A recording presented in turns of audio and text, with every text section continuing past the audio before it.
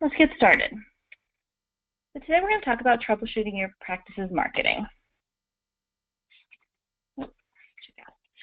So when everybody signed up for the webinar, we asked you, what is your biggest marketing challenge?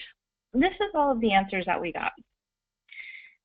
Some of the common themes that we saw within these answers are a lot of people looking for ways to get new patients or getting good new patients, how to attract those patients. Another theme that we saw is my website visibility or ranking. Why am I not showing up anywhere? How do I fix that? We also have a lot of questions about reviews, online review sites, how to get more reviews, things like that. And those are really all of the top tactics that we see people using today.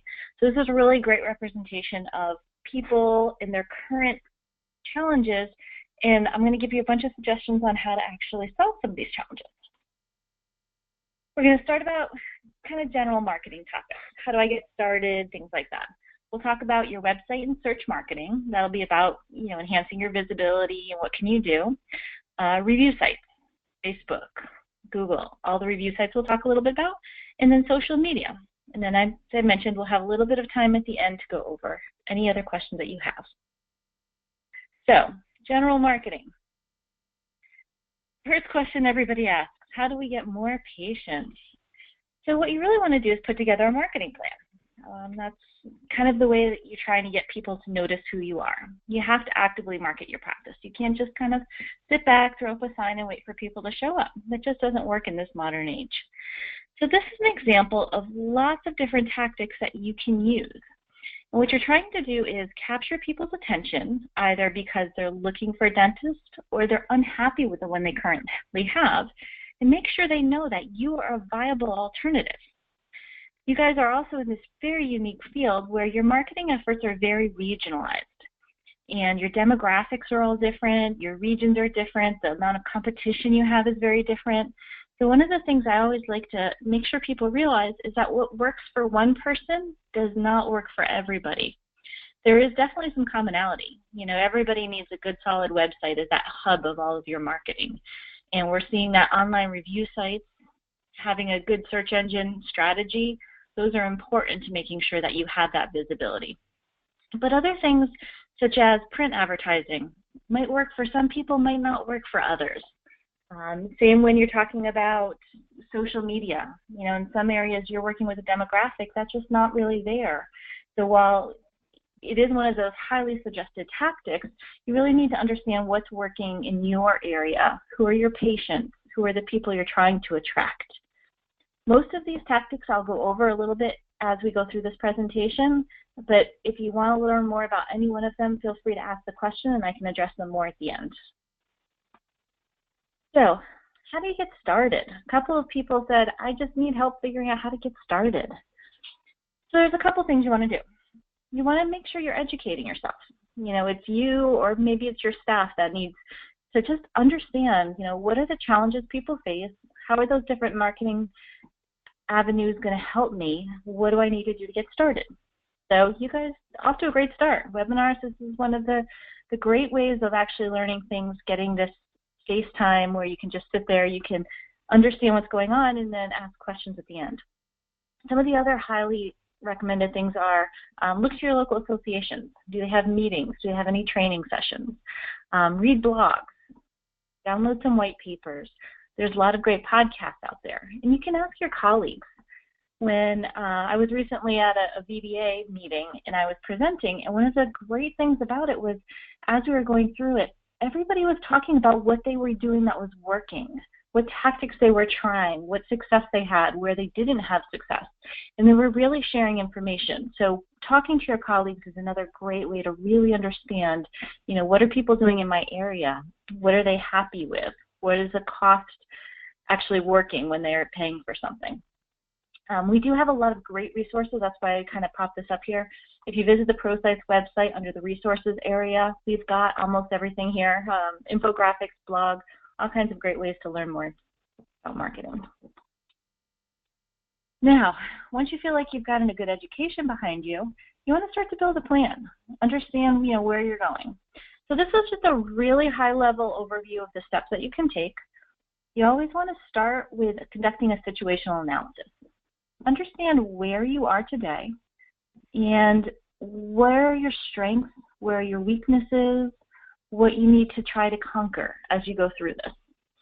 If you understand about what your demographic base is, what types of patients you want to do, that's really going to help you. So next, you're going to determine what your goals are. And everybody's goals could be very different. Your goal could be to just get your practice really profitable so you can sell it. Your goal could be to increase the average revenue per patient by trying to sell more high-value services. Or maybe you're just starting out and you just need to be found.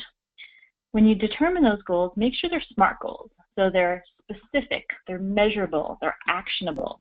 They're goals where at the end of the day you can go back and you can look at those and say, I met those goals, or I didn't, but this is what I need to do to try to get there.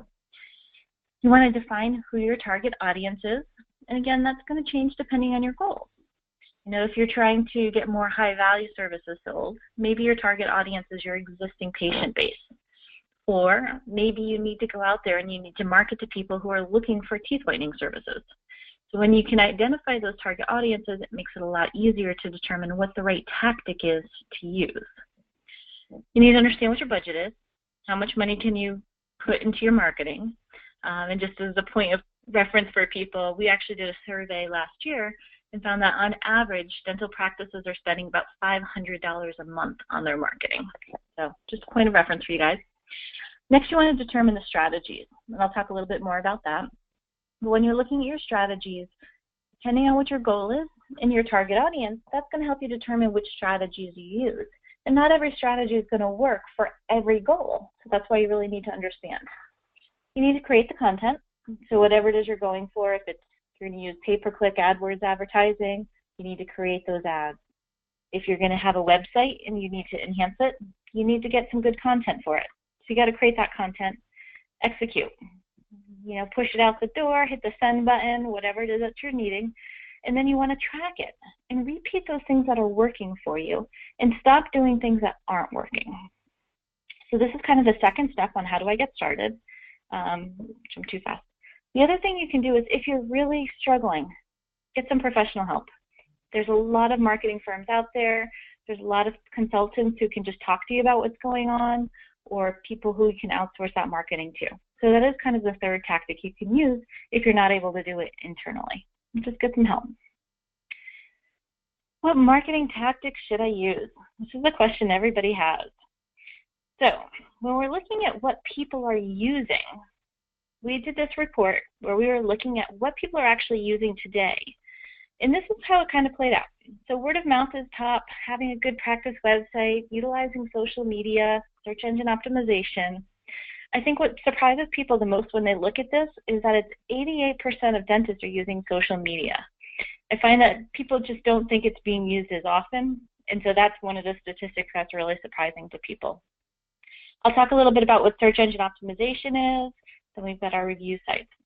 So dentists out there today are using a lot of marketing, and as I said, they're spending on average about $500 on their marketing. So here's a good sampling of what tactics you can use.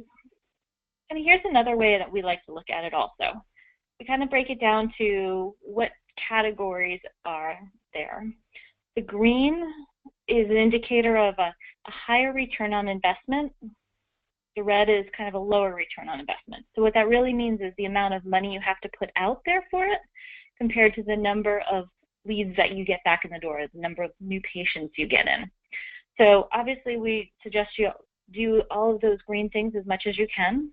Generally, things like review sites, it's very low cost. It's really just you putting some time in there to help build up that profile. So here's a good example for everybody to take a look at. Now, another question, how do I track where my patients are coming from so I can better target our efforts? Well, here's a couple of ideas. Add a tracking phone number. Depending on who your phone vendor is, you can probably get a couple of different phone numbers coming in, and you can use a different number on your website, a different number on your print ads, different areas so that you can see how many phone calls are you getting on each line. That's a good way to indicate what's working for you. Another idea is to train your office staff. Ask, how did you hear about us every time somebody completes a new patient form? Make sure you capture that information. If they're on the phone, ask the same question. Just write it down, add it into the patient information in their chart. We can go back, we can report on it. It's a great way to get an indicator of what's working. Looking at your SEO report. So if you're using an outside provider to help you with SEO, they should be able to provide you with a report about what keywords are working, what traffic is coming, and where that traffic is coming from.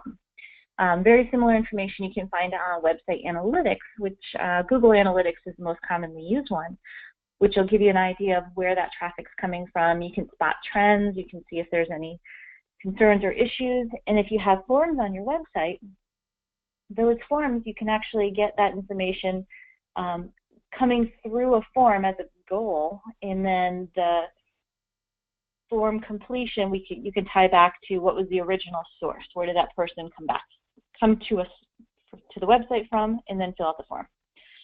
And then the last one is ask your provider. So if you're using a vendor or consultant to help with your marketing or your online marketing, they should be able to provide you regular reports to show you what's the effectiveness of what you're doing with them.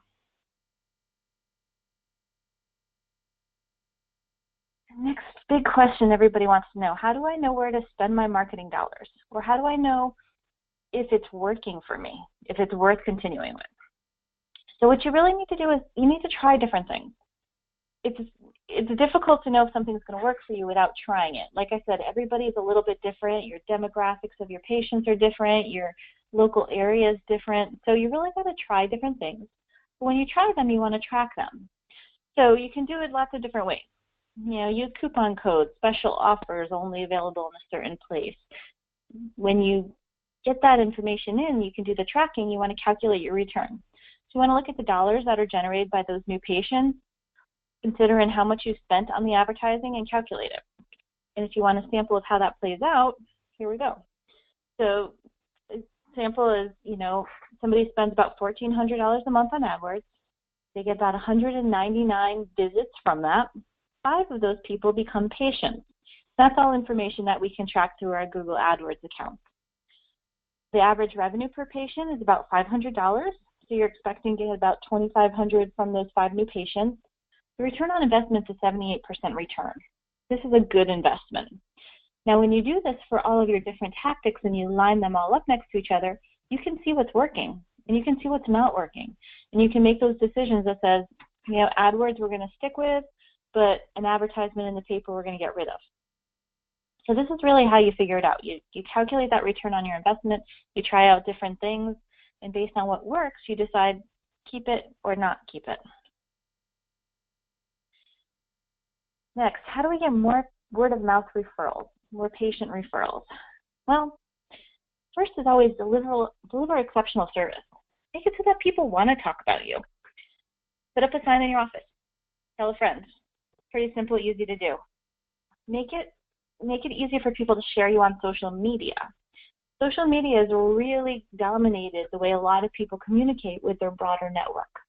And when you're using social media and you have a social media account set up for your practice, if somebody says, hey, I'm looking for a dentist, any recommendations? That person can tag you in the recommendation.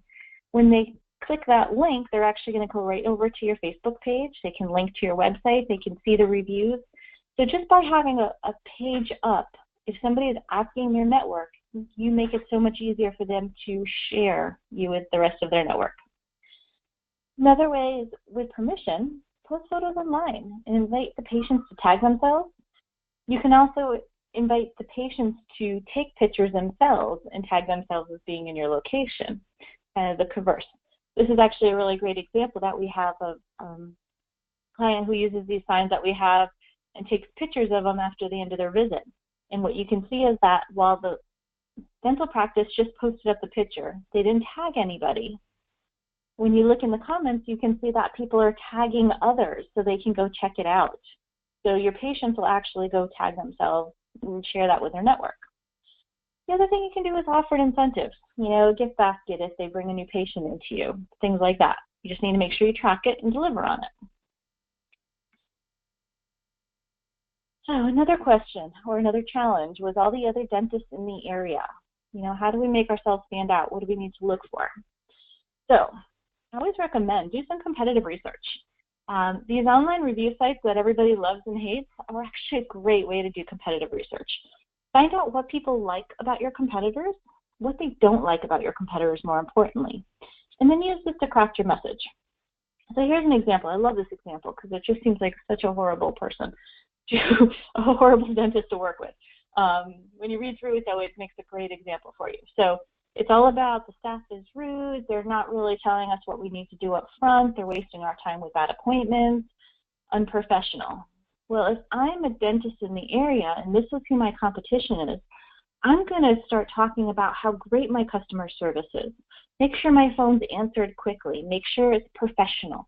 And I can do that through creating ads that use testimonials that talk about how great my customer service is. I love this person so much.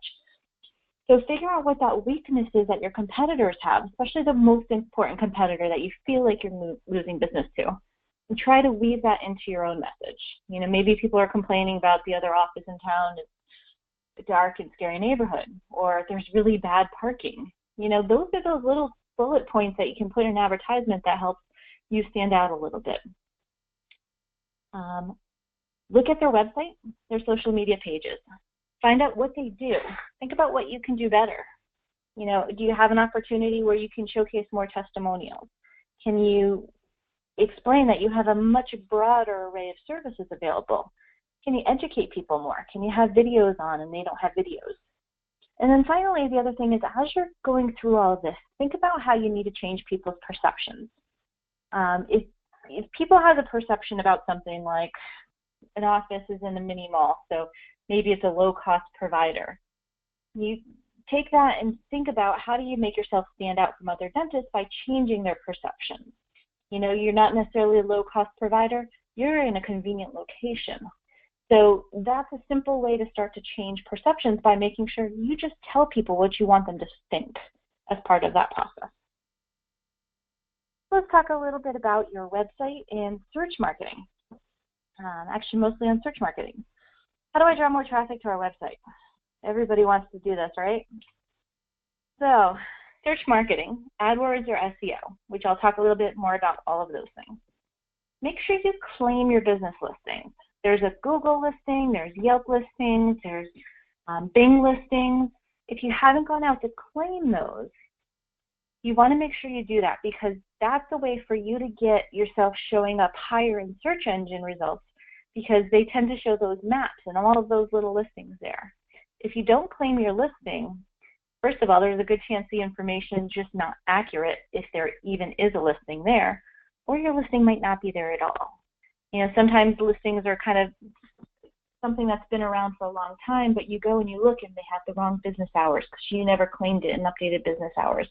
I've actually heard cases where patients didn't show up at the office because Google's business listing showed that their office was closed because the office never updated their hours. So you want to make sure you're going for that. Look for opportunities to get links back into your website. Chamber of Commerce, associations. If you've got a product that you're working with, some of those product vendors have testimonials up on their website. And if you get a testimonial up there, they'll actually put a link back to your website. That's a good quality backlink coming in. So you want to look for ways to get other people pointing to your website because that's really important for Google. It understands that you're a good quality website and worth presenting. So it's one good way. Another way to draw traffic, start blogging.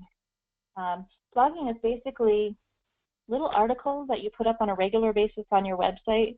Not necessarily about promoting your practice, but it might be about showing your expertise and your education. So something like, you know, what happens when you go through a teeth whitening process? Or what should I be concerned about? Or the importance of not brushing immediately after eating candy. You know, those kind of things, when people start to search on questions they have that are related maybe not directly to your practice, but to the dental field, they'll start to show you as one of those experts and people will come to your blog. So that's one of those other little tactics for trying to get people who are maybe not looking for a dentist this moment, but looking for information and trying to find somebody trustworthy. And then promote your website in your offline marketing. So if you put a print ad out there, make sure your website's in there for people to find more information. If you do a direct mail piece, make sure your website's in there. So next question, how can I get my practice to show in search results? Or why isn't my practice not showing in search results? So you got to understand the search results. There are a couple of different places here. First of all, when you're looking at a Google search page, the top of it is paid advertisements. People who are using Google AdWords to show up. You set up a budget, you build some ads, you tell Google what you're willing to show up for and willing to pay for, and then your ads show, and when somebody actually clicks on it, that's when you pay. Could be a couple dollars, could be a lot of dollars. It depends really on what area you're in, how much competition you have. That's how Google determines how much you end up paying per click. The great thing is you can set a budget and says, I only want to spend so much a day, or so much a week, so much a month. So with that budgeting, it gives you the opportunity to really test it out, start it up quickly, turn it off if it's not working, or if you kind of hit your budget limit. The next thing you see in search results is business listings. So these are things that you can claim if you go to google.com/business. These are free to get posted up there. And when you post them, you can have information about your business, your hours that you're open, make sure your address is good, what's the phone number you want to show. You can put more information about your business. And this is what's going to make sure you show up in the map listings when people are looking. The third part is these organic listings. So this is everything that shows below it. And it feels like every year they just get a little bit lower on the search results. So these are all the listings that basically Google has looked at your website, has decided what you're talking about is a good match based on what they think the intention of the searcher is. So this is where things start to get a little bit fun and complicated, because just throwing up a website, you need to make sure you have content and your website delivers the answers to what people are going to search on. So if somebody's looking for teeth whitening in your area, if your website doesn't talk about the fact that you offer teeth whitening, you're not going to show up, even if you do it. So that's why it's important to make sure you think about when you want to show up and make sure you have that content on your website. So why does my practice not show up? First of all, do you know for sure if your practice is really not showing? In a lot of cases, what happens is people's websites, they're there, but they're newer sites, or they're just so far behind, so many pages in that nobody ever gets there. So Google has this product called Google Search Console. It's going to show you if your site's being indexed by Google, which keywords you're going to be showing for. In some cases, maybe the keywords you think you're showing for are not the right ones that you are showing for. It's also going to show you what position. So it'll tell you, are you on the first page or are you on that 15th page? So it's going to give you that information. It's also going to tell you if there's any things that you need to worry about, if there's errors on your website, if you've got search errors or things like that. So it's a really great site. If you guys haven't already gone and gotten that set up, I highly suggest it. The other thing is, if you don't have a mobile-friendly site, you might not show up in the search results if somebody's searching on their phone. Most sites nowadays are mobile-friendly. There's things called responsive design, where your site kind of resizes itself as you change from a mobile screen to a larger screen. Some people have two different sites. They have one if you're on a website on a computer, one if you pull it up from a smartphone. Google is looking at that, and Google is paying particular attention to mobile-friendly sites and changing their algorithm to really put some preference to those mobile ones. So that's really important to watch. The other is just a tip I want to bring up with people. This is not impacting search results yet, but this is the newest thing that just was rolled out by Google last month, where the Google's Chrome browser is indicating if a site is secure or not. So you can kind of see the example here. If it's not, it actually just has a little it's an eye with a circle around it that shows, hey, you should click here to get more information. And it'll say this site might not be secure. What this means is that the sites that are secure have gone out and gotten a secure certificate, so it can verify that, yes, this site is who they say they are. We're not going to be stealing your information on it or anything like that. So it's a good indicator that it's something to watch for. We haven't heard anything about Google changing their preferences yet, but you never know. They tend to kind of roll something out and then later down the line start to make some changes. So I wouldn't be surprised at all if they start to favor secure sites in the search results too. Okay, so how long does it take to get better organic rankings and see the increase? Well, this is a tough story. It takes a while. So if you want to start to increase your rankings on your website organically, so those are those ones that show up, you don't pay extra, they just kind of come up when the intent matches. There's a lot of different things you want to do. You want to talk about looking at the content and trying to update your content to match search queries, whether it's, making sure you say right on there, I'm a dentist in this city, or you cover yourself if you're doing tooth whitening services in this city, or tooth extractions, or any of those different things, making sure the content works. You want to build those backlinks to help build credibility, so those other sites that are going to link into you. The good news is it does take time, but when this works, it's going to bring you to the top, and it's not going to cost you additional to show up in those search results like it would if you were using AdWords. So it takes a couple months for improvement. Lots of things do come into play. You're fighting against other people in your area. So it's very possible as you're trying to put together a search engine optimization strategy, so is the guy next door, which means you guys are kind of fighting each other as you go. So it takes time. It's an ongoing battle, but it is a step you can go through. How can we improve our Google and Bing rankings? So same idea. If you're not showing good, if you're showing on page 3, you want a page 1, double check that your business listings are good. You might want to consider paid search advertising and double check that your site is mobile friendly.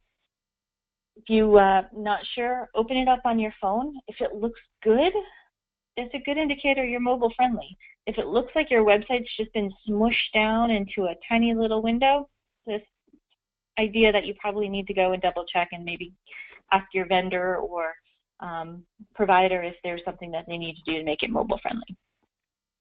Long term, to make sure you're showing up on page 1 instead of page 5, update that content to match the search questions and consider outside services if you need some help. So backlinks. So I talked a little bit about backlinks earlier. Kind of going over those again. Backlinks are ways people get from another website to your website. It's very important because it shows Google that your website has authority. The ways that you can do it is submit your website to online directories. We listed a couple examples here: Health Grades, RateMDs, Vitals. If you can blog for somebody in the industry, get an article on somebody else's site, they generally will have the line at the bottom that says, this article was written by blah, blah, blah. You can learn more about him at his website. Here's the URL. So that's one way to get a backlink. There are question websites out there, the same idea, where you can have a link back. Chamber of Commerce, Better Business Bureaus. When you have your list up, your website's there. Make sure you have social media profiles. Volunteer for a case study or testimonial. So any of the vendors that you work with, they might be looking for people to help out. And then some of the alumni associations, they'll also put links from their association back to you. The thing that you want to watch for is there are a lot of what we call black hat techniques. If you are buying links to get on, Google has really developed a lot of intelligence behind and can spot these bad link sites and will actually penalize you if there's too many of them, too many of these bad link sites that are pointing back to you. So you really want to watch out for that, because that can make your own ranking plummet if you get onto the wrong places. Now, if you do all the search engine optimization and things are looking good, can you stop it? One of the big questions people always want to know. You can't stop. You have to continue, because most likely everybody else is also doing some form. Sorry, I've got a bad link in here. I'll pull that off. Somebody else also doing SEO in addition to you. So you want to make sure that you're looking and continuing to do that optimization. So how does pay-per-click work? Well, pay-per-click is that Google AdWords. It's putting you at the top of the results. The benefits are you get immediate results. It's measurable, it's cost efficient. Maintenance is very easy. You can start, stop, and pause campaigns. You basically go to Google AdWords. You sign up right there. When you sign up, it's going to ask you for a credit card, and it'll walk you through the process. Now, there's the ability to do it yourself, or you can actually use a Google consultant to help you get it set up. And so those consultants will help you pick out what those keywords are, talk about what the ads are that you want, what the copy should be in there. And as you go through this process, either by yourself or the consultant, you'll go step by step, and then it'll talk about what landing pages. So if somebody is looking for teeth whitening, you don't want to bring them to the home page of your website. You want to bring them to the page that talks about teeth whitening to try to make sure that you engage them once they get over there. You pay per click. You probably are going to want to start with a budget of a couple $100 at least. The bidding behind it is actually very well thought out, because you determine what you pay based on what all the other people who are fighting for the same search terms are willing to pay. So if you've got 3 dentists and one says I'm going to pay $2, the next one says I'm willing to pay $3, the next one says I'm willing to pay $4, you only have to actually pay enough to get yourself above that person. So if you were the $4 person and you've got somebody who's $3, you're probably only going to have to pay $3.02 in order to show up just above them. So it's kind of an auction type of bidding that way, and it's very flexible. So you can go in, you can make changes anytime. You can make your ads very geographic centric. This is a good tactic to use if you might be in one city, but you want to bring people in from a city that's next door to you. You can actually focus your ads in that area specifically, not in the area that you're in, because you're naturally showing up anyways as part of the listing. A lot of times people ask, should I do both, pay per click and search engine optimization? Well, it's really based on your current situation. Understand how well your website is performing. If it's not ranking well, but you are doing everything that you can to optimize, you might need some pay-per-click help to get you there. You also want to talk about how aggressive you're going to be. Combining the two tactics will really help you dominate the search page. But if you don't need to, like when we start to do that cost benefit, if you don't need to attract a lot of people, then you might only want to stick with the SEO. If you're really trying to bring in a lot of new patients right away, this might be a nice aggressive tactic to get out there and dominate and make sure you're showing up. So let's talk about online review sites. How can I get more good reviews? Make sure you claim your listing and update the information. Make sure it looks like you're actually out there paying attention. You want to link to the review sites. If you've got some great reviews out there, go check us out on Google, check us out on Yelp. Make sure you respond to reviews. People are more likely to leave a review if they know that you're paying attention to it. You can put up signs in your office. Find us on Yelp. Find us on Google Reviews. Add a link to the review sites when you send out emails to people. If you use emails to confirm appointments, or maybe you send out a newsletter to all of your patients every couple of months just to remind them you're there and what new services you have, add a link into it. The other thing you can do is there's reputation marketing services available out there. So that is another way to kind of get out there. What do you do when you see a bad review? I know everybody is always really nervous about this. This is actually a flow chart we pulled off of Yelp. If your business gets a negative review or a critical review, we recommend, if it's a legitimate concern, respond publicly. It's important to know that, or it's important for the readers of the review to know that you care and that you want to address it. So if it's something like, I'm trying to think of a good example here. If it's something simple like, I came in and my appointment wasn't there, I lost hours out of my day, that kind of thing, you're going to respond and say, I'm so sorry. That was such a mistake on our part. We want to make this right. Or maybe it's something, not even that critical, but respond back to it. I'm sorry you had to wait too long. We had a really busy day. we strive to always make sure our visits are very efficient and effective. Things like that. If it's a rant or if it's false, they actually recommend you direct message first. The problem is sometimes if you respond publicly first, you end up just going back and forth, and it becomes a really bad conversation to have publicly. So if you try to respond privately first, try to resolve it, then you can move on. If it's a misunderstanding, again, just respond publicly. Make sure you're very matter of fact. You don't want to be too emotional when you respond. You just want to be matter of fact, and you want to be very polite.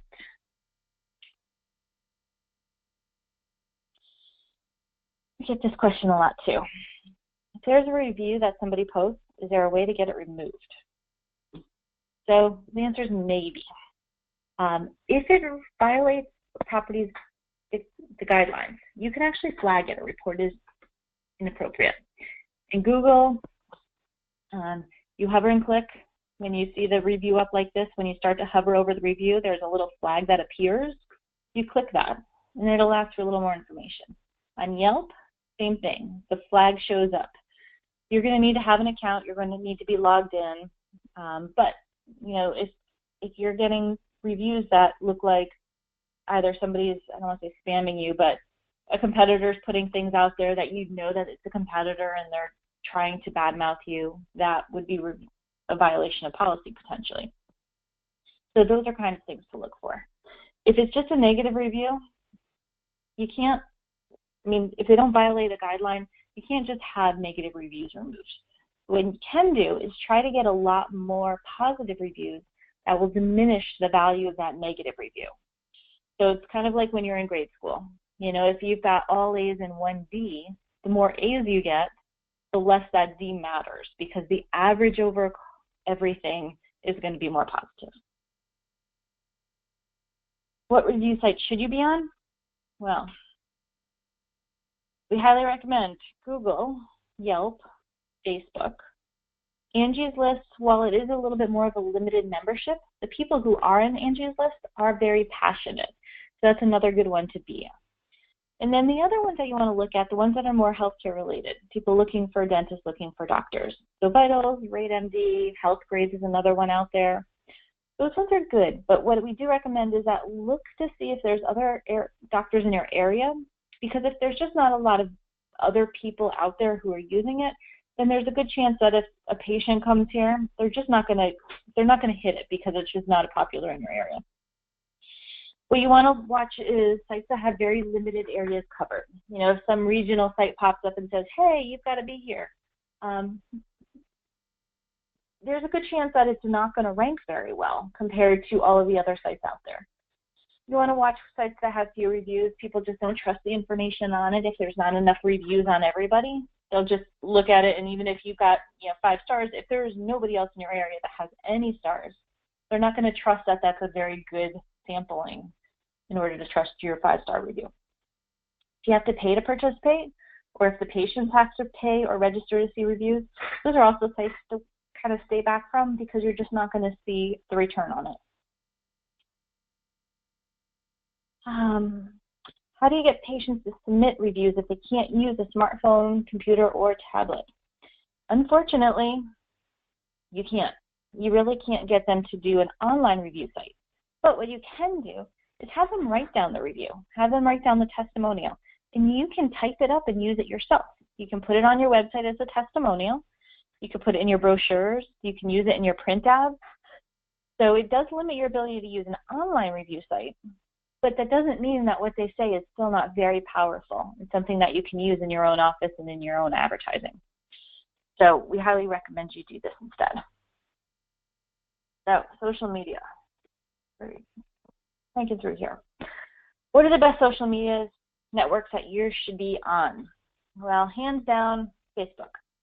Facebook is what we find to be the most popular social media site out there for patients, doctors, able to promote in local areas. Facebook generates reviews for people, and those reviews are showing in search results, which is another reason why it's really important to have a Facebook presence. Twitter and Instagram, if you've got a little bit more time and want to expand a little bit more, those are 2 other areas that are starting to become really popular. LinkedIn, we recommend not so much for patients, but to build out your own professional network. So if you want to understand, the associations and see what kind of news they're posting or connect with other colleagues in your area, LinkedIn's a great resource for that. Pinterest, Google+, Snapchat, they're there. You should be aware of it, but it's not really something that you're going to use to promote your business. Snapchat, though, you will see in our little description here, you need to remember that people are taking pictures of your practice and posting them on Snapchat. Especially any of your younger patients. I've got a 15-year-old who's obsessed with her phone. She Snapchats everywhere. They're taking pictures of your office even without you knowing it, so make sure that your office is always in good shape. You don't have, garbage sitting around anywhere. You're not looking unprofessional ever. So just one of those things to be aware of. And people are asking, how do I get more followers? How do I get people to find me on social media? So you want to train your front office staff to talk about it, to share it. Hey, on Facebook, you can follow us. You can put signage up in your waiting room. Hey, follow us on Facebook, things like that. Post consistently so that people know that when they follow you, they're going to get some great information, and it's worth doing it. If you do email with your patients, you can send out an email to your patient base. Hey, go check us out, or we posted this great new article. You guys should go take a look. You want to make sure that you're posting good content, educational content, things that are shareable. Use hashtags in your posts depending on where you are, especially Twitter. Hashtags are how people find information. So use appropriate hashtags. If you need samples, start following a couple of other dentists and see what types of things that they're posting, and use the same when you're trying to post yourself. We also have, I showed earlier, if you can do things to post and tag patients, or not tag patients, post things with your patients and they can go and tag, that's also another way to get more followers. The way social media works is that when somebody shares your information out on their network, all of a sudden this post that you may have shared with 100 patients is now being broadcast out to an even larger group just by the fact that they like something or they share it. So it's one of the great things about social media is that you're able to exponentially get your message out without doing a whole lot of extra work. You're wondering what are good ideas about what to post on social media? Well, we got a few ideas for you. News about your industry or research that people would find interesting. There was a big hubbub last year when they said you don't need to floss. I'm hoping that everybody had a social media account who went out there and made their comments about what they thought about that. Did a link to the article. It's important news for you guys. Put out helpful tips about hygiene, funny cartoons, success stories, before and after photos. We're huge fans of before and after photos because they really showcase how well you guys perform. And that's going to really help pull people to your practice because they're going to see that and they're going to want the same thing for you. If you can put in photos of your office or your staff, it's helping to show who you are, why people want to come, building that relationship when you're not even seeing them in person. There's articles you've done or courses you've attended.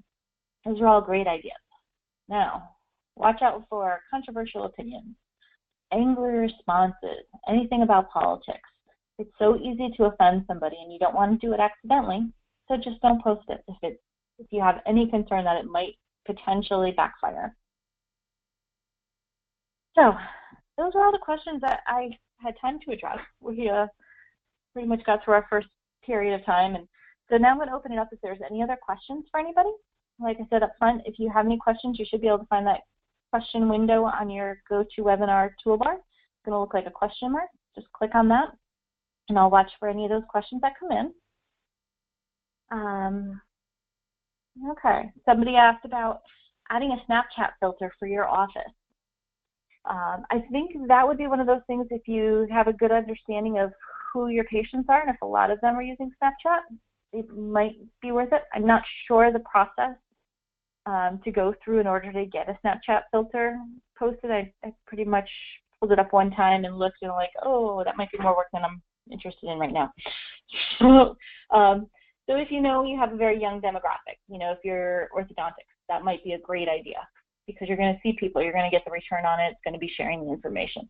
But if you do that, you want to make sure it's not just, your office name. You want to make something really snappy about it, something that's going to make people interested in wanting to do it. So if it's not interesting enough, they're not going to keep posting for it. Okay.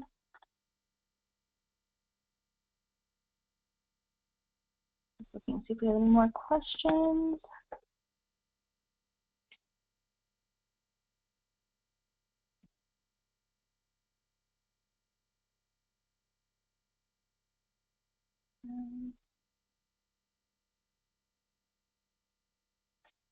I think that might be it for today.